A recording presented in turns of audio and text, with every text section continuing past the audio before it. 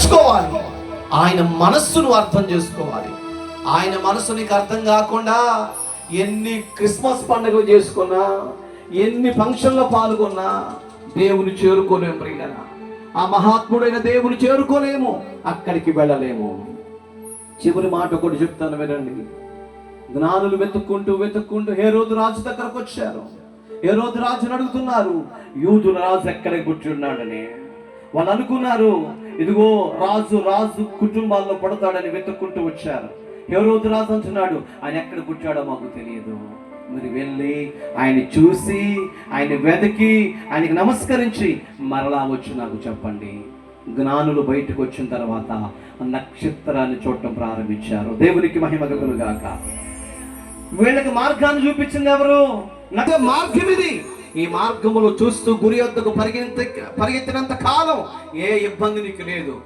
ఈ మార్గాన్ని విడిచిపెట్టి, ఈ పరిశుద్ధతను విడిచిపెట్టి, ఈ భక్తి మార్గాన్ని విడిచిపెట్టి లోకం వైపు, లోకములో ఉన్న మనుషుల వైపు, లోకములో ఉన్న అధికారుల వైపు, లోకములో ఉన్న అందసందాల వైపు గనక నువ్వు చూస్తే నక్షత్రం నీకు కనబడదు. నక్షత్రం కనబడకపోతే దారి నీకు కనబడదు. ఈరోజు చాలా మంది మార్గాలు పాడు చేసుకుంటున్నారు. వారి మార్గాలు విడిచేస్తున్నారు. ఇదిగో నక్షత్రం వైపు చూడవలసిన వాళ్ళు నక్షత్రం వైపు చూడటం లేదు. లోకము వైపు చూస్తున్నారు, అధికారుల వైపు చూస్తున్నారు, ధనం వైపు చూస్తున్నారు. పాపిష్టి జీవితాలు మార్చుకోలేకపోతున్నారు.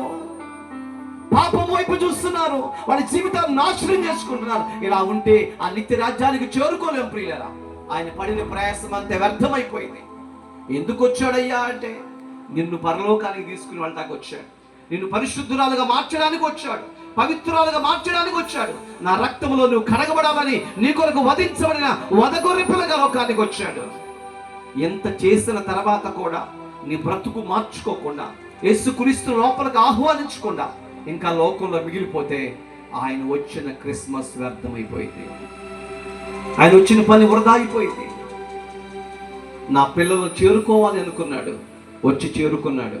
నా పిల్లల్ని పరిశుద్ధులుగా చేయాలి అనుకున్నాడు, పరిశుద్ధులుగా పుట్టాడు, పరిశుద్ధులుగా జీవించాడు, పరిశుద్ధులుగా బ్రతికాడు, పరిశుద్ధులుగానే తన శేష జీవితాన్ని నీ కొరకు గడిపాడు. పరిశుద్ధులుగానే ఎదుగో నిత్య రాజ్యానికి వెళ్ళిపోయాడు. ఆయన చెప్తున్నాడు, నేను వస్తాను ఒక దినానా, నేను వస్తాను మరలా. ఎందుకు? నీ పరిశుద్ధతను చూసి నేను తీసుకుని వెళ్ళడానికి. నువ్వు సిద్ధపడి ఉంటావా? నాతో కూడా వస్తావు. ఎలా పరిశుద్ధతగా ఉండాలో దేవుడు చెప్పాడు. చెప్పడమే కాకుండా దేవుడి సేవకులను ఏర్పాటు చేసుకుని, శిష్యులను ఏర్పాటు చేసుకుని, ఇలాంటి సభలు ఏర్పాటు చేసి పరిశుద్ధత గురించి చాటి చెప్తున్నారు. ఇంకా నీ పరిశుద్ధమైన జీవితాన్ని మార్చుకోకపోతే, నీ పాపిష్టి జీవితాన్ని మార్చుకోకపోతే అర్థమే లేని క్రైస్తవమైపోతుంది ప్రియులారా. మన బ్రతుకును మార్చుకోకపోతే, ఆయనే మన కొరకు వచ్చిన తర్వాత కూడా మనం దేవుని వైపు చూడకపోతే వ్యర్థమైపోతాం తల్లి. మన జీవితాన్ని వ్యర్థం చేసుకోవద్దండి. మన కొరకు వచ్చినటువంటి వ్యక్తిని మనం ఆరాధించాలి. మనం ప్రేమించే వారి కంటే మనం ప్రేమించే వాళ్ళని మనం ప్రేమించాలి. ఈరోజు నిన్ను ప్రేమించే వాళ్ళు ప్రపంచంలో ఎవరు లేరు. నీ తల్లి కావచ్చు, తండ్రి కావచ్చు, నీ బంధువులు కావచ్చు, భర్త కావచ్చు, భార్య కావచ్చు, పిల్లలు కావచ్చు, నిన్ను ప్రేమించే వాళ్ళు ఎవరు లేరండి. నిన్ను ప్రేమిస్తున్న ఏకైక వ్యక్తి యేసయ్య ఒక్కడు మాత్రమే. ఎలా చెప్పగలుగుతావయ్యా అంటే, ఆయన నిన్ను వెతుక్కుంటూ వచ్చాడు, రిక్తునిగా చేసుకున్నాడు, తన శేష జీవితాన్ని నీ కొరకే ఖర్చు పెట్టేశాడు. పరిశుద్ధుడిగా, పుణ్యాత్ముడిగా లోకానికి వచ్చాడు.